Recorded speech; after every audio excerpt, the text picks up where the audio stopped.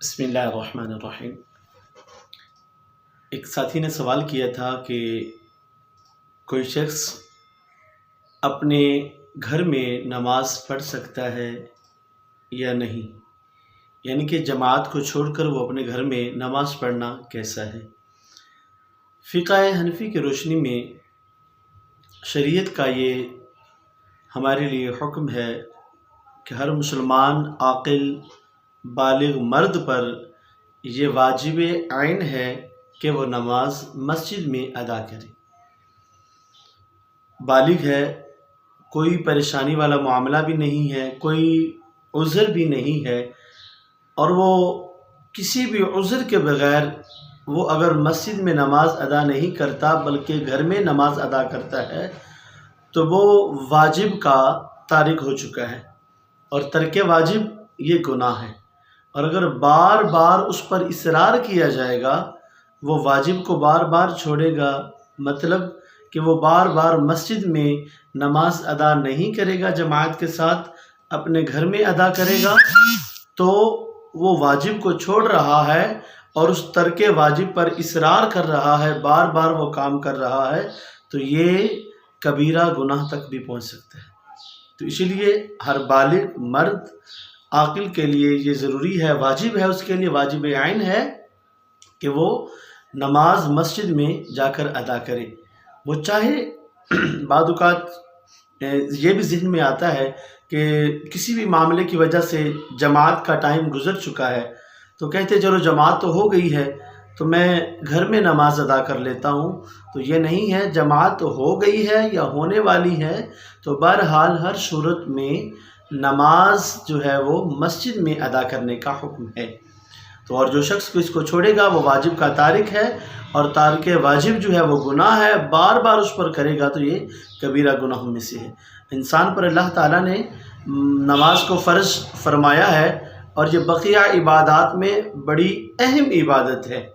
اسلام کا یہ اہم رکن ہے نماز، اور بڑی اہم عبادت، تمام عبادات میں سے اس کو اہم قرار دیا گیا ہے، جو ہر حال میں ہم پر فرض ہے، اس کو پڑھنا ہی پڑھنا ہے۔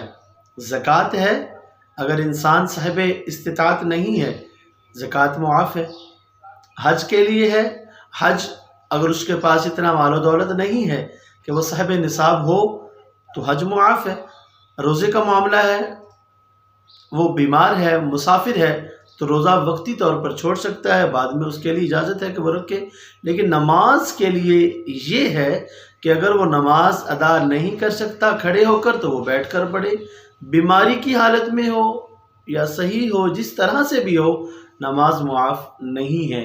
تو یہ دین اسلام کا بنیادی ارکان میں سے بڑا ہی اہم رکن ہے، تو اس کو ہمیں چاہیے کہ بڑے صحیح اور احسن طریقے سے ہمیں ادا کرنا چاہیے۔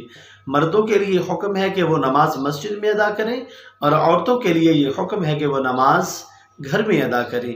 اور گھر میں بھی یہ بات دیکھی جائے کہ گھر سے مراد گھر کا صحن نہیں ہے، صحن میں بھی پڑھ سکتے ہیں، بہتر ہے کہ برآمدے میں پڑھیں، برآمدے سے بہتر ہے کہ آگے وہ کسی اور کمرے میں جائیں، چھپ کر وہاں نماز پڑھے، چاہے گھر میں محرم افراد ہی کیوں نہ ہوں۔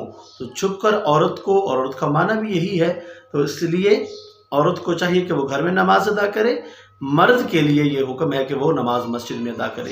یوں تو اللہ تعالیٰ کے پیارے محبوب علیہ السلام کے کرم سے پیارے محبوب علیہ السلام کے لیے اللہ تعالیٰ نے پوری روئے زمین کو مسجد بنا دیا گیا، لیکن آپ گھر میں نوافل ضرور ادا کریں، فرائض مسجد میں ادا کریں۔